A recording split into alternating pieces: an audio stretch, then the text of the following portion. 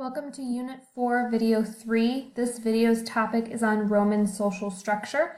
We'll also talk a little bit about the political structure as well in the Roman Republic, but that will mostly be saved until the next video.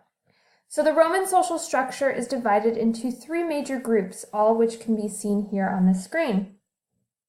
We have patricians, we have slaves, and we have plebeians. Now, taking a look at these images, I want you to take a second and try and determine what attributes would be true to each of these groups. So take a look at their clothing. What do you think you could tell about their clothing, about what they're holding, about their hair, about their stature, how they're standing? You can tell a lot just from looking at these drawings, these depictions of the three levels of society. Hopefully, you are able to determine that the highest level of society is going to be the patricians and the lowest, the slaves, which leaves the plebeians for the middle. So we're going to take a closer look at this. So here we have the three levels of society. The patricians are the top level of society, the plebeians are in the middle, and the slaves at the bottom. Please also note that the lower in social structure that you get, the more there are. Okay, so the patricians are the fewest number, but they're the highest class. Roman society was very structured. About 1/3 of the population were slaves. The majority of Roman citizens, about 90%, were plebeians, and patricians were wealthy landowners who controlled the government. So I want you to take a look at this real quick. Some of the math here might not add up if you're taking a close look. So 1/3 of the population are slaves, but 90% of Roman citizens are plebeians. How can that be? Take a second to think about this. 1/3 of the population are slaves. So 1/3, 1 out of every 3 people that lived in the Roman Republic was a slave. But 90% of Roman citizens were plebeians, the key here being the word citizens. A citizen is someone who is free, is not a slave. So 1/3 of the population are slaves.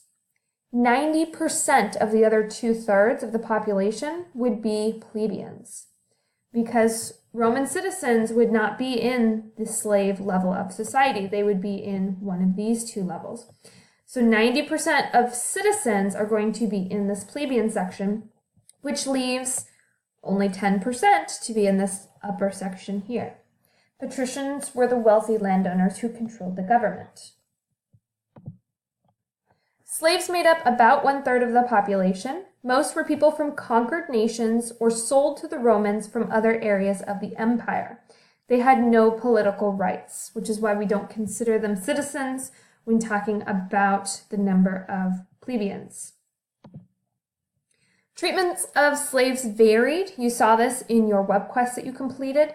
Slaves in wealthy households were treated well. Others were forced to be gladiators.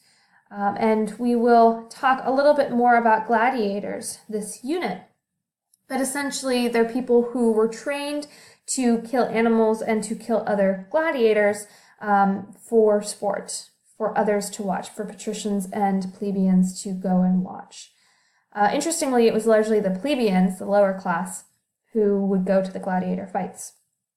Some slaves were treated very well. Some slaves were beaten. Some slaves were killed. It all really depended on how the owner wanted to treat the slaves. Plebeians, the majority of Romans were from the plebeian class. They had citizenship rights but little political power. So the definition you could use for a plebeian, one of the common farmers, artisans, and merchants who made up most of the population. The way I make it easier to remember which one is on top and which one's in the middle, I think of alphabetical. So if we go back to this chart here, or this triangle, PA comes before PL, comes before S. So this is alphabetical from top to bottom. Just a quick little way to remember it. So the plebeians were unhappy about their unfair position in Rome and demanded more power. Well, they make up 90% of citizens. So if enough of the plebeians got together and really spoke up about this, something had to be done. So the plebeians were then allowed to elect 10 tribunes. A tribune is an official elected by the plebeians to protect their rights. Tribunes were responsible for taking complaints of the plebeians to the Senate. So they were basically a voice for the plebeians. They didn't get a vote in the Senate, but what they would do is they would go and listen to what the plebeians had to say, and they would take that information to the Senate and they would share that. So they would represent, a tribune would represent all of the plebeians, that middle class. Patricians were the wealthiest class in Rome. They had the most political power and passed that power on to their children.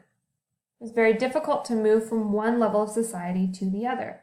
Not impossible, but difficult. Patricians lived in villas. Here you see a feast at a villa. You can see the clothing that they're wearing. You can see we have people playing music here for their entertainment. They're being served. You see all the food that they had here. The types of food that a plebeian would have would be things like bread. And then the patricians would have all kinds of different types of food because they could afford it. This would be an example of a patrician villa. So you see how large it is. Plebeians, you would have many families living in one single apartment. Here we see all of this could be for one family, for a patrician. Again, only 10% of the citizen population were patricians. Roman villas had large interior courtyards with open ceilings, and they had small pools and gardens. So they would even have open areas here and a little pool underneath it, so that if it rained, it really didn't matter. They lived a very lavish lifestyle. That is the end of the Roman social structure video.